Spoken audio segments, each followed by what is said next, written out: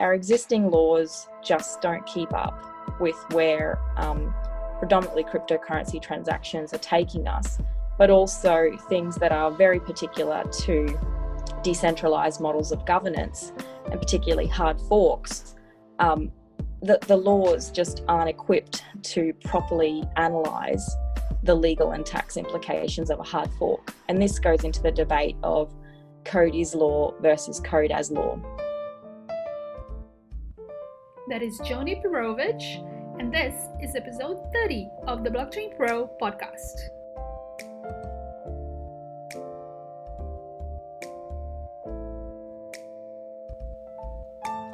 Hello and welcome to the 30th episode of the Blockchain Pro podcast. I'm Adriana and today's guest is Joni Pirovich. Joni is a Melbourne-based lawyer who specializes in tax and has a passion for helping small businesses cut through red tape in their journey to success. When I first approached Joni for this interview, she was about to give birth to her second child. Fast forward a couple of months, we did this whole interview while she nursed her newborn daughter, which means our chat is permeated by wonderful new baby sounds in the background. Let's get to know Joni. Hi, Joni. Hi, Adriana. How are you? I'm all right. How are you doing? I'm going well, considering we've been in lockdown now for a few months and we've got a few weeks ahead of us to go. And as you might hear, I've got a baby in the background. I had a baby 2 months ago. Oh, that's a good time to have a baby. Yes, we would have been in newborn lockdown anyway, so we're not too much put out by the measures at the moment. But in a weird sense, the cryptocurrency markets and also discussions about blockchain have increased in the last few months. So there's even more to keep up with whilst I'm on maternity leave. Oh, but that is nice that you can keep up with your conversations while you're still mothering. One thing doesn't impede on the other, right? Well, I try to keep up, but the time taken up from parenting and settling a baby and a toddler, there's only so much sort of reading on the iPhone you can do while you're holding a newborn with a toddler climbing over you. So I do some catch-up reading in the brief time before bed, but I'm trying my best to keep up with everything. I'm sure it will all be fine, and your kids are going to be better off with all this attention, I'm sure. Yeah, they're learning to be independent. So hopefully that's a good skill for them.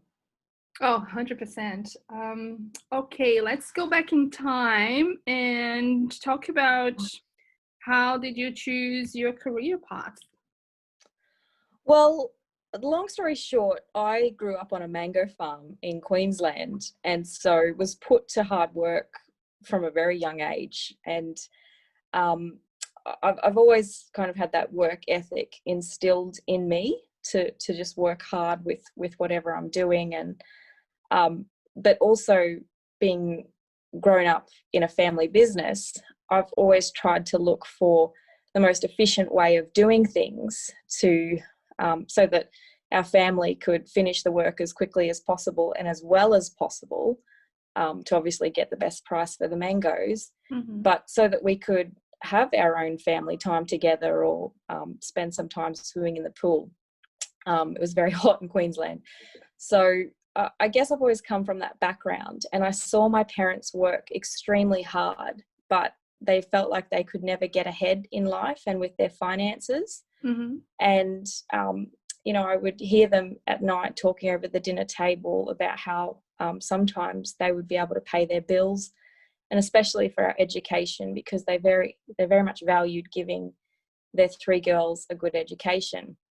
So I've had that instilled in me, and that kind of eventuated to wanting to study law, but wanting to practice eventually in tax law, because I wanted to get a practical understanding of what these tax laws actually were, why they were so hard, and how they applied in practice, so that one day I could just make it simple for people like my mum and dad who are working so hard, to help them feel like they could get ahead by working hard.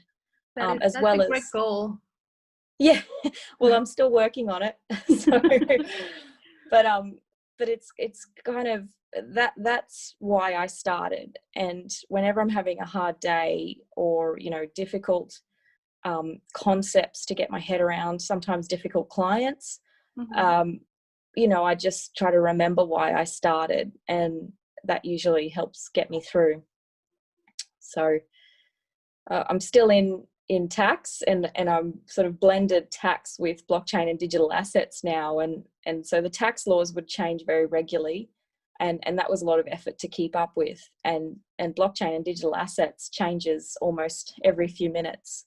So, I'm never bored, but I'm in a career, and I'm in a line of work that I am passionate about, and I'm interested in pursuing, really, at the end of the day, to just make it easier for people to engage with and understand.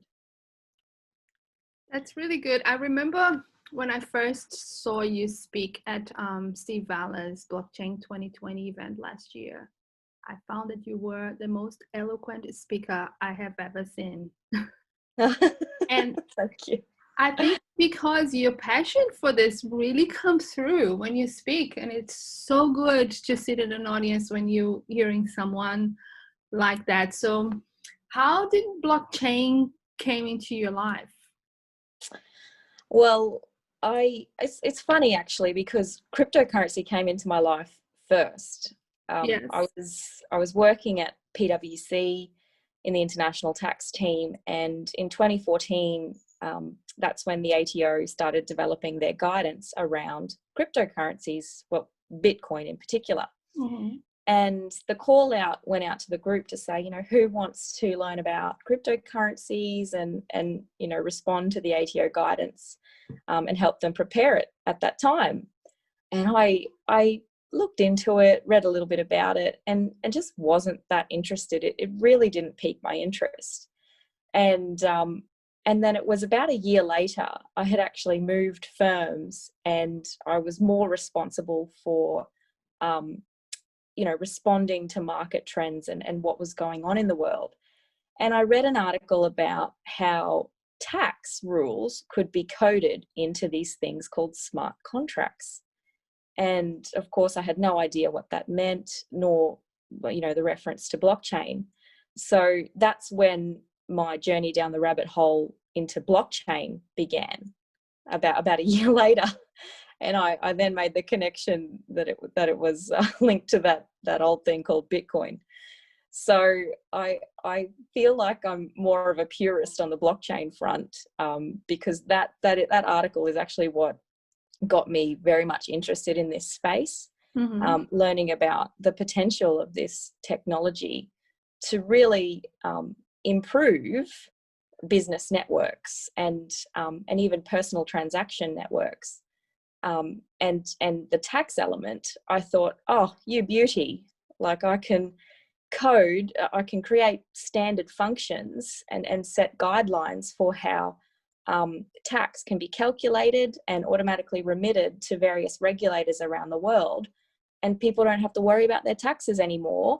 And because there'll be a multitude more of cryptocurrency transactions, at least in my vision, you would only have to take a very, very tiny clip of each transaction, and not, these large 30%, or when we're talking about personal income taxes, upwards of 40% tax rates, to help pay for the social goods that our country and our states and local governments provide to us. So I just thought, what a neat package, this concept of smart contracts and how blockchain brings that to bear. So I've been trying to figure that out ever since then, and I'm still on the path. Do you think that, as we've seen this year, governments have ceased to rely on the tax that they collected to pay for things, because they've just been printing money and printing money and printing money? Do you think we're gonna get to a point where we won't have to pay tax anymore? Well, I think we'll be discussing more concepts around universal basic income, or UBI.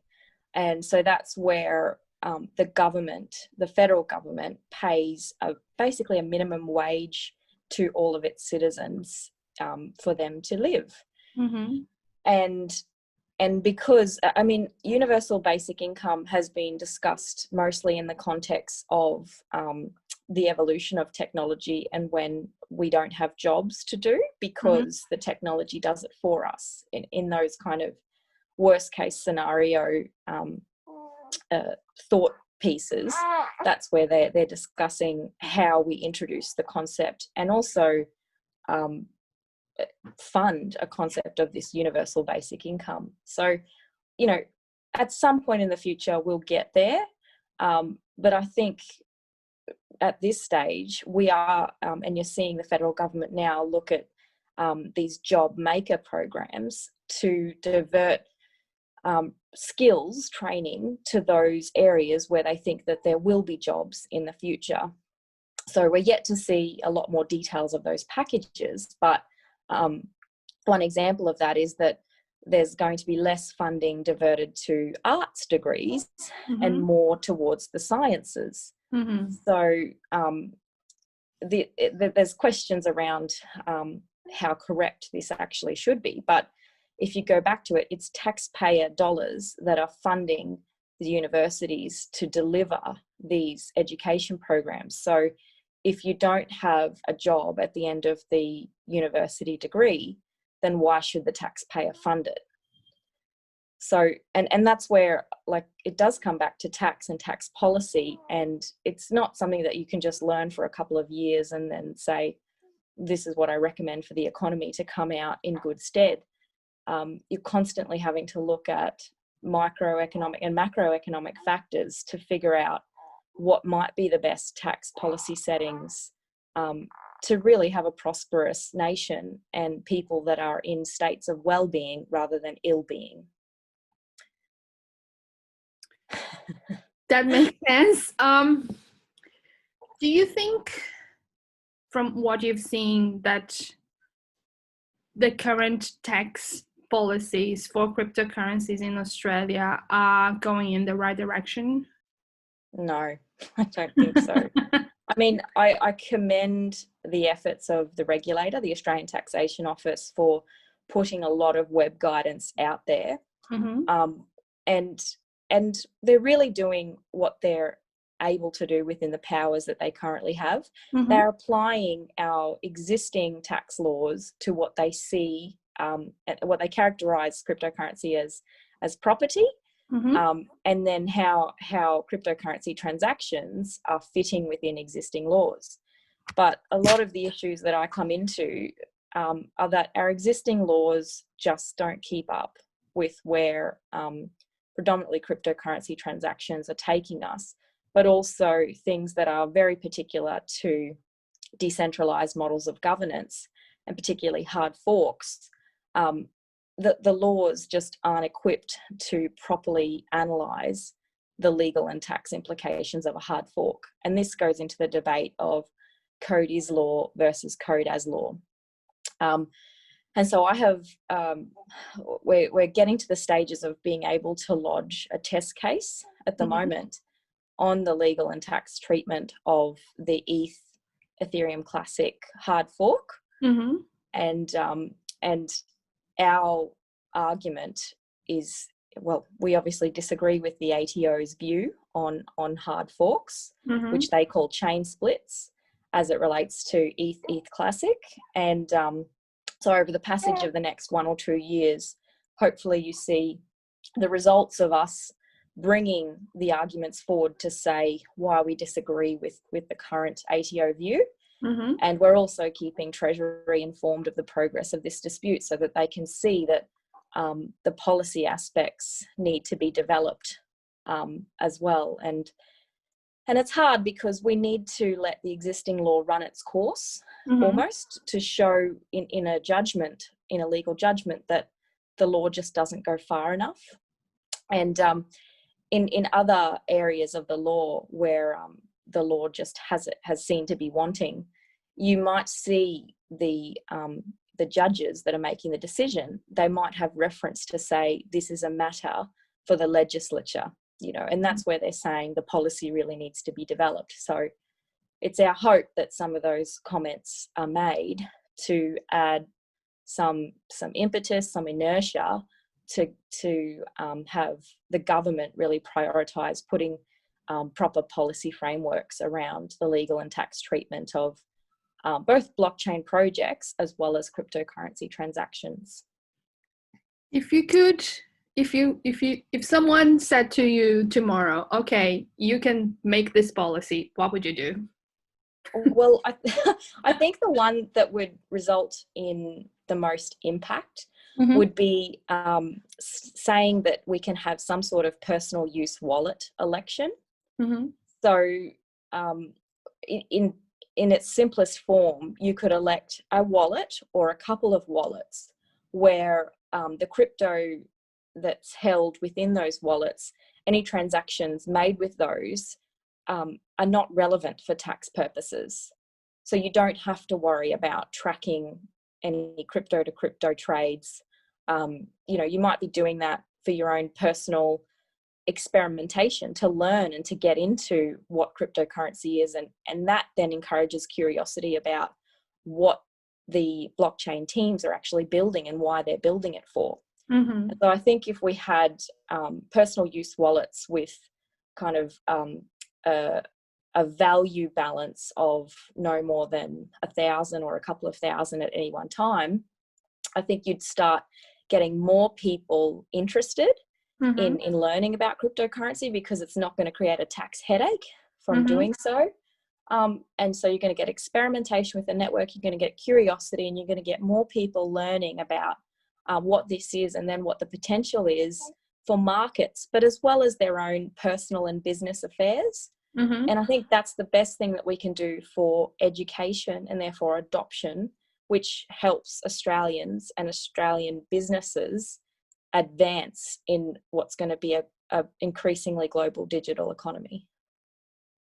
Do you think the government still lacks the understanding of how this works and how having transactions that can be tracked and therefore, you know, instant tax?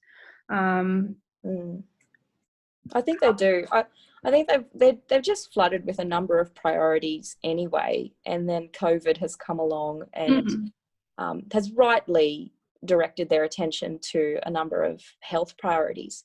But COVID, if there is any silver lining to this, I think it's really giving us the opportunity to look at all of our business and government processes and realise how inefficient they are, how, you know, how clunky it is to have different state and territory laws, and versus sometimes as well a Commonwealth or a federal set of laws. So what this is really prompting, this health crisis is prompting, is an efficiency review as to how we interact with each other at the government and the business levels, and to figure out how we can harmonise those processes. And it's kind of business transformation in the sense that you need to see where you can achieve harmony and common standards and understandings between each other before you can then codify that. And so I think that we're getting our house in order at the moment, and we're closer to a path of harmonizing our rules and laws so that we can do business more efficiently across states and territories. And by doing that, I think that lays the groundwork for us to then be able to automate and codify and digitize processes. An example being driver's licenses. They all are currently administered by the relevant state or territory authority. And so that's such an easy example that we could harmonise all of those laws, have a uniform law, and therefore digitise driver's licenses, and think about that with reference to identity and self-sovereign identity and proper standards with privacy. And hey presto, you've got your narrow case study that gives you a framework for rolling out a federal identity program that could be world leading. And we could use blockchain for that. Maybe we won't. But blockchain is a technology in the toolkit, and we should give it consideration and why it's better or worse than other technologies. So now is the time to do that, I think. I think in that respect, the government is doing a little bit of a good job with the national blockchain roadmap. Yeah. And It's great. And the work that Chloe is doing to lead that, and yourself on the steering committee, we've got passionate people that have come together that are helping to identify these sorts of opportunities around our country. And it's like, I think I was saying to you before, with our Premier Daniel Andrews giving us the 5 steps roadmap out of lockdown. We know what we're going to have to do to come out of step 1 and reach step 2. And the roadmap, the blockchain roadmap, does this at a very high level. And I'm so excited to see the reports from each of the working groups, because what I'm excited about is that the working groups will give us, hopefully, more of those granular steps to say, hey, of the credentials working group, maybe they'll focus on the university credentials first. And these are the 5 steps that we need to see it being secure and adopted and applauded in the university sector. And then we can roll it out across other, TAFEs, other micro-credential providers. And that gives us a rolling start to our adoption of more efficient processes backed by better technology. Hopefully that's what we'll achieve.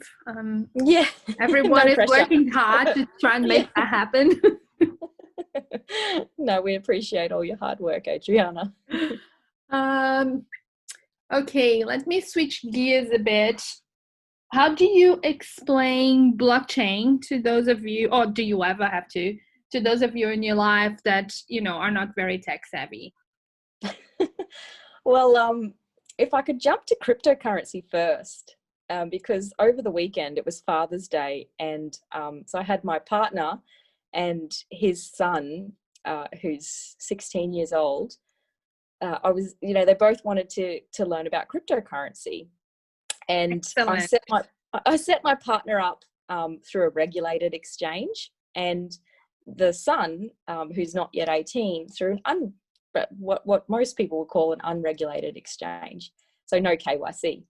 Okay. And it was so fascinating, because seeing their questions, they're coming to it pretty fresh. And the son, he had his account set up and he was trading basically within a couple of minutes. And my partner in the regulated exchange, it took a couple of hours to get through all of the security. And that just goes to user experience, as to, the regulation is so important to protect consumers, but it's really not user friendly at the moment. And so nor is the unregulated exchange. The son, he found it really difficult to understand what the charts were saying to him, how to trade in pairs, what even the price of the cryptocurrency was when he was trading it. So then we set him up with Coin Tracker, and anyway, we got to the end of it and he said, Joni, if I didn't have you there, I would have no idea how to even start learning about cryptocurrency and how to engage with it. And I think that cryptocurrency is even easier to understand than blockchain technology. So 100%. Yeah. And so that was a little experiment which was so insightful over the weekend. And so what I have said to my parents and family and friends in the past about blockchain is, at its most simple, it's a business improvement software that doesn't rely on one organization to control things. So then they say, but how? How do I know that I can't, that my transaction is going to go through, or if something goes wrong, I want to complain to someone. And then you've got to get into the nitty-gritty details about why you can't make mistakes in putting addresses in, that you've got a network of nodes all around the world that are contributing to validating the transactions on a network. and you can't easily identify any one of them to correct your mistake. And if you do, that's not easy. So I just try to talk about it in the practical as to what it means for them in engaging with the actual blockchain technology. Mm-hmm. And to be honest, of the family and friends, I haven't been able to convert any of them to sort of play in the blockchain and digital asset space as I do. They often go back, and they'll continue their teaching job or medical role. They're basically in fields other than law or accounting. Mm-hmm. And so they've got enough of a preoccupation with their existing roles and the pressures of those roles that they don't see scope or time to learn more about blockchain and cryptocurrency. Mm-hmm. And so as a lawyer and an accountant, I've had to learn more of the details of the technology as well as the applications of technology to properly advise on it. But the business case and the personal case still isn't quite there for, how is it going to make a teaching job easier or better for the students, or how is it going to be better in medicine? And I know we've got particular blockchains that solve issues in each of those spaces, but they haven't made it to the common everyday teacher yet. It needs to be part of making their life simpler first. That's right. And so explaining what blockchain is, it kind of helps them understand a little bit more about it, but I don't see that next step of curiosity to learn how it will impact their job yet, because those little snippets and tidbits, like that article I read 4 or 5 years ago, they're not reaching their way to the main media or in the teaching journals or the medical journals yet. I think Bitcoin does. When people start learning about that and what's behind it, it makes sense to some people. People like me who grew up in Brazil, for example, and where governments aren't so stable. That's right. So, but yes, everything else, it's very overwhelming at first. Yeah, well, and that's right. Like we're very lucky in Australia to have a relatively stable Australian dollar. And one of the questions over the weekend from the Sun was, if I'm doing well on one cryptocurrency, but I'm on this unregulated exchange, so I can only go crypto to crypto, how do I sort of cash out and keep my profits? And I had been telling him about the difference between traditional cryptocurrencies like Bitcoin versus others like stablecoins. Mm-hmm. And he said, would I put it into a Bitcoin or a stablecoin? and so, yeah. And so it made me think, how would you think about your transactions if you couldn't go back to a stable fiat currency?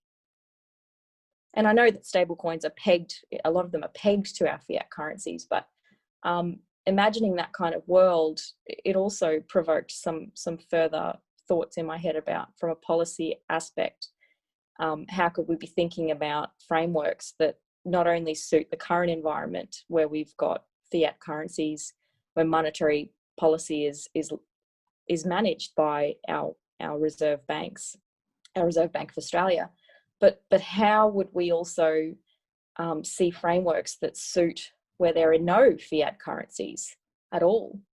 And this thought actually is becoming more important to me, because when the laws were originally created, they were created with just an entity or a legal person in mind. And now, of course, with blockchain, we've got the advent of decentralization, which causes a lot of problems for legal rights and responsibilities and enforcing those. And so I think decentralization is a current challenge that we need to deal with, but the lack of fiat currencies potentially, in the next few decades, that's another thing that our policy frameworks should be flexible enough to adapt with and give consumers confidence and reliability to transact with these networks.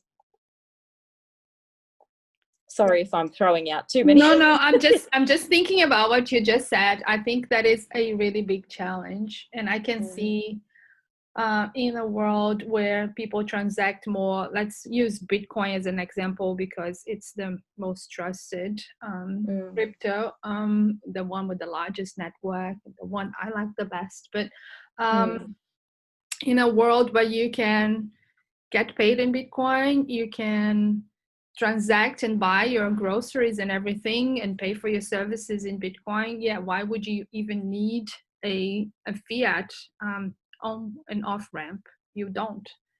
Well, and I was fascinated to see crypto savings accounts. So Nexo is one of the big ones at the moment, and banks are going to be in big trouble because they're just not transparent in the way that these crypto savings accounts are. I mean, you deposit your crypto as collateral, you can get an instant credit line. For what collateral I have deposited, I can earn up to 5% interest, which is much greater than our current interest rates for depositing fiat with our traditional banks. And then on my credit line, if I attach a credit card and spend my Bitcoin with that credit card, I get rewarded for to the value of something like 2% of the value of those transactions. And I mean, what bank is giving you that kind of interest rate return or rewards on your credit card? And the other thing was the transparency of the interest that you do earn, I think relates to the credit line that you've got running at any one time.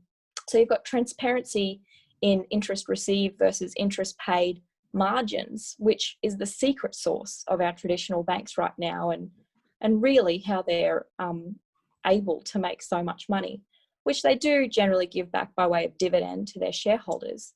But these are the kind of structural issues that, you know, these crypto savings accounts, if they take off, it just really challenges traditional banks in how they're going to be competitive and keep up with those kinds of offers, which is why we need to teach Australians how to engage with this kind of stuff so that they're included in the digital economy and the better opportunities that presents for them. I agree. It's a big challenge, and it's not a surprise that the banking industry are the ones being challenged first, because I think that was in the design. Yeah, that's right. Yeah. It is, and it both excites me and worries me. You know, I think so much about how we can best get Australians up to speed with this technology to make the best of it so that we're not left behind.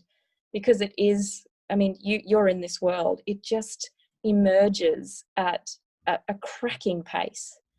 And we've got to be doing our best to keep up with it at a policy level, and to make it as easy as possible for people to engage with. So I think making it easy is the step that we need to work on as well. It is very clunky and still hard to get into this world. So hopefully in the next few years, we're going to see some developments in that area. And then once it's easier for people to play with and to understand, then, you know, you have your work cut out for you, right?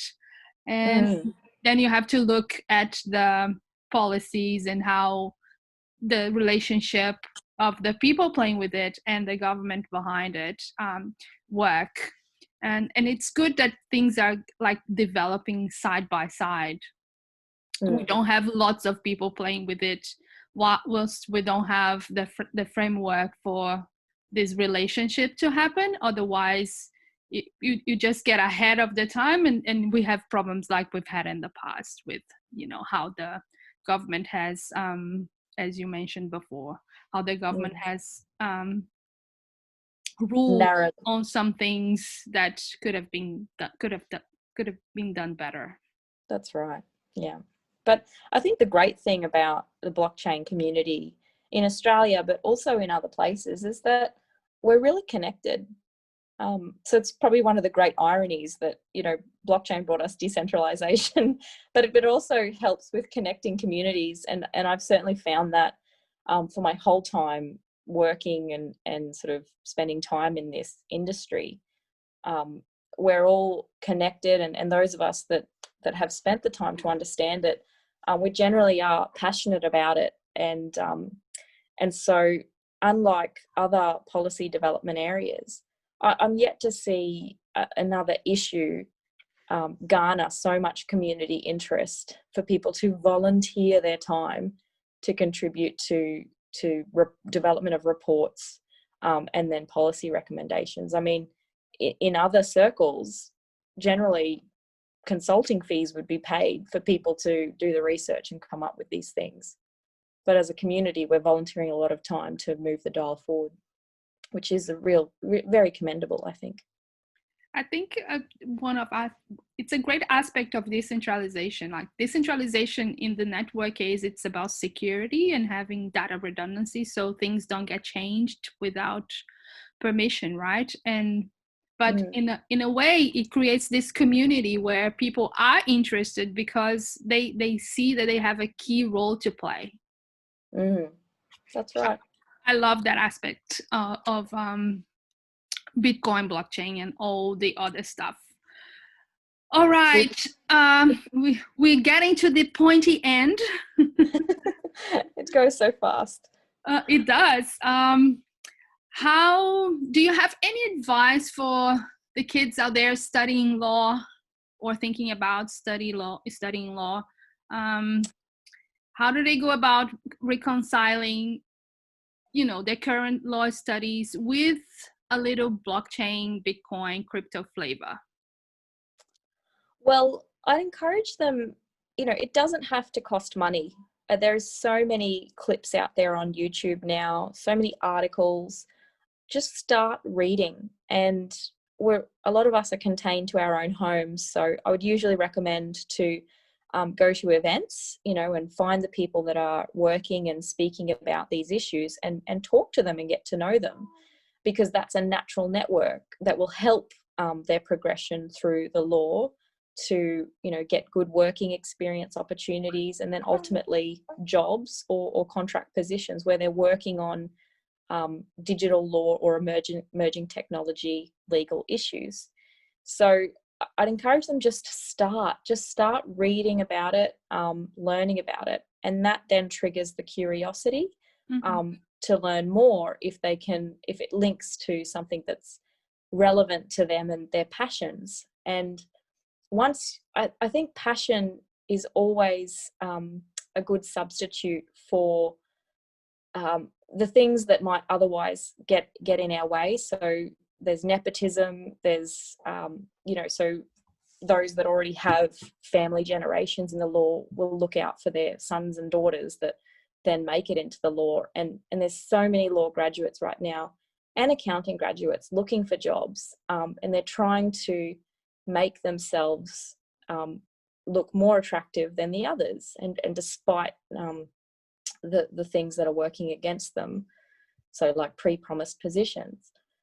And so I think when you show that you've got passion about an area and you connect with a team that is working on those issues, that I can tell you, I get at least 5 requests through LinkedIn every week from students wanting to chat with me and learn how I made it to being a blockchain and digital assets lawyer. And it's through a lot of volunteer hours, learning, talking to people, the hard-earned knowledge that wasn't put together in a course for me, and not for you either back then. And so I'd say money shouldn't stop you from learning. And when you do find yourself privileged enough to have some spare cash to put on a course, look at the micro-credentials. Perhaps do a postgraduate in digital law at one of the universities, or designing blockchain businesses. There's a couple of universities that offer those sorts of micro-credentials now. And so spend your cash wisely on how it will advance your passion. And I think eventually your passion will connect with the career opportunities. And what I've found now is that, I really don't feel like I'm working because I enjoy it so much. And I know that I'm contributing to, the policy development, to, like I said to you at the very beginning, ultimately make things simpler for people who are working hard to get ahead in life. That is such a good purpose to have. And yes, when you enjoy your work, you don't work. Work is such a pleasure.